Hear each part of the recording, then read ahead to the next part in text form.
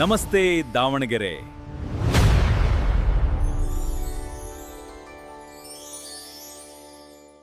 ನಮ್ಮ ನಗರದ ಹೃದಯ ಭಾಗದಲ್ಲಿರ್ತಕ್ಕಂಥ ಮಾತಾ ಅಮೃತಾಜಿ ಅಮೃತಾನಂದಮಯಿ ಅವರ ಒಂದು ಸಾನ್ನಿಧ್ಯದಲ್ಲಿ ನಡೀತಾ ಇರತಕ್ಕಂಥ ಅಮೃತ ವಿದ್ಯಾಲಯ.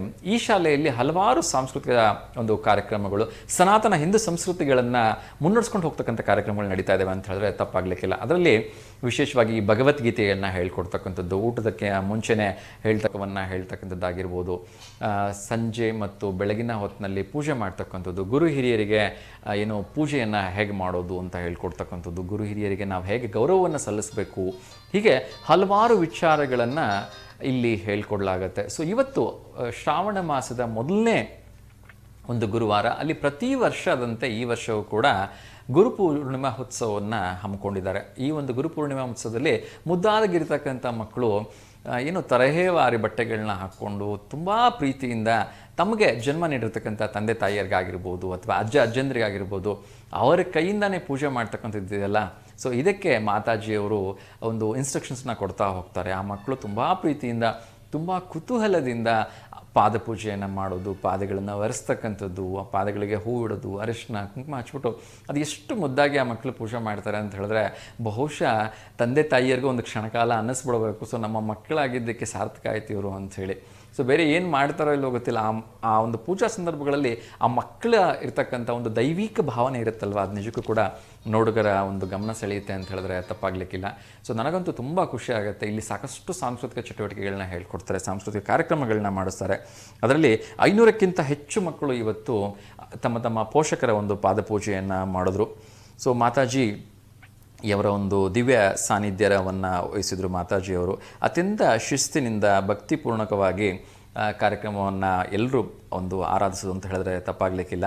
ಈ ಶಾಲೆಯ ಮುಖ್ಯಸ್ಥರಾಗಿರ್ತಕ್ಕಂಥ ಚೈತನ್ಯಜಿ ಮಾತಾಜಿಯವರ ಒಂದು ದಿವ್ಯ ಸಾನ್ನಿಧ್ಯದಲ್ಲಿ ಈ ಗುರುಪೂರ್ಣಿಮೆ ಕಾರ್ಯಕ್ರಮ ಅರ್ಥಪೂರ್ಣವಾಗಿ ನಡೆದಿತ್ತು.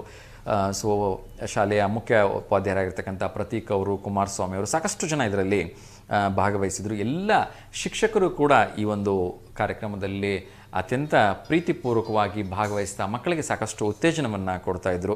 ಸೊ ಸಾಂಸ್ಕೃತಿಕ ಚಟುವಟಿಕೆಗಳು ಕೂಡ ಇಲ್ಲಿ ನಡೀತು ಸಾಕಷ್ಟು. ಸೊ ಈ ರೀತಿಯ ಕಾರ್ಯಕ್ರಮಗಳು ಪ್ರತಿಯೊಂದು ಶಾಲೆಗಳಲ್ಲಿ ನಡೆದಾಗ ಮಾತ್ರ ಬಹುಶಃ ನಮ್ಮ ಸನಾತನ ಹಿಂದೂ ಸಂಸ್ಕೃತಿಯನ್ನು ಮುಂಬರ್ತಕ್ಕಂಥ ಪೀಳಿಗೆಗೆ ನಾವು ಟ್ರಾನ್ಸ್ಫರ್ ಮಾಡಲಿಕ್ಕಾಗತ್ತೆ, ಅವ್ರಿಗೆ ಹೇಳ್ಕೊಡ್ಲಿಕ್ಕಾಗತ್ತೆ.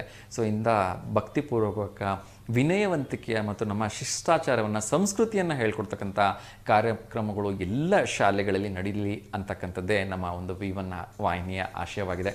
ಸೊ ಇಂಥ ಅಭೂತಪೂರ್ವ ಕಾರ್ಯಕ್ರಮವನ್ನು ಹಮ್ಮಿಕೊಂಡಂತಹ ಅಮೃತಾನಂದ ವಿದ್ಯಾಲಯಕ್ಕೆ ಹಾರ್ದಿಕ ಶುಭಾಶಯಗಳನ್ನು ತಿಳಿಸ್ತಾ ಇದ್ದೀನಿ.